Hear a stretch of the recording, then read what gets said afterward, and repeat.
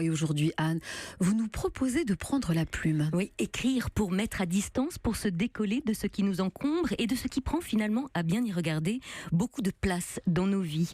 Oui, ce qui nous entrave, ce qui nous empêche d'avancer, se trouve généralement dans un coin reclus, poussiéreux, que l'on a parfois oublié ou sur lequel on a jeté un voile pudique parce qu'il a fallu faire avec, parce qu'il le fallait bien.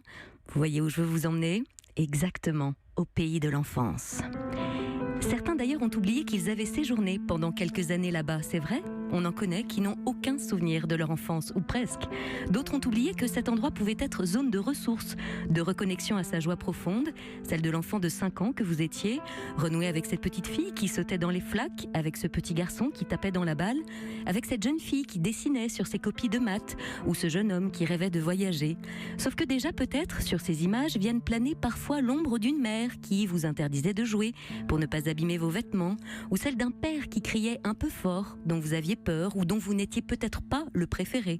Peut-être que là déjà, certaines blessures se sont cristallisées, certains interdits ont été posés, certaines absences ont été perçues, ou pire que des drames se sont joués, qu'ils se sont transformés en traumatismes et que vous les avez toujours avec vous aujourd'hui dans votre sac à dos émotionnel, un petit 15 litres, totalement invisible qui prend souvent des allures de lombalgie, de lumbago et que vous portez depuis tout ce temps-là bien calé sur les trapèzes ou entre la 3e et la 4e lombaire. Alors aujourd'hui, je vous propose de vous rapprocher de votre enfant intérieur, de ce petit vous qui parfois, trop souvent même, réagit dans votre vie. Quand vous vous insurgez face à une situation d'injustice dans la rue, quand vous n'êtes pas reconnu à votre juste valeur au travail et que cela vous met hors de vous, que vous hurlez sur vos collègues, ou quand, avec votre partenaire de vie, vous rejouez ensemble un scénario que vous connaissez par cœur, puisque vous l'avez tellement observé chez vos parents plus jeunes. Reconnaître ces événements, ces blessures d'enfance qui m'ont façonné, sur lesquelles je me suis construit et qui me font souffrir parfois, c'est accepter que tout cela fait partie de ma vie. C'est accepter, leur dire oui, arrêter de lutter contre pour enfin me reconnaître blessé et digérer. Et si vous choisissez d'emprunter la voie du développement personnel en souhaitant enfin réaliser tous vos potentiels pour vivre la vie que vous méritez, vous allez vite vous rendre compte qu'il va devenir urgent de vous libérer de ces blessures émotionnelles ou du moins de vous en alléger. Parce que croyez-moi, ça ne se fait pas d'un seul coup, en une seule fois. Ce serait trop beau, pensez-vous. Mais comment est-ce qu'on peut s'alléger avec l'écriture ?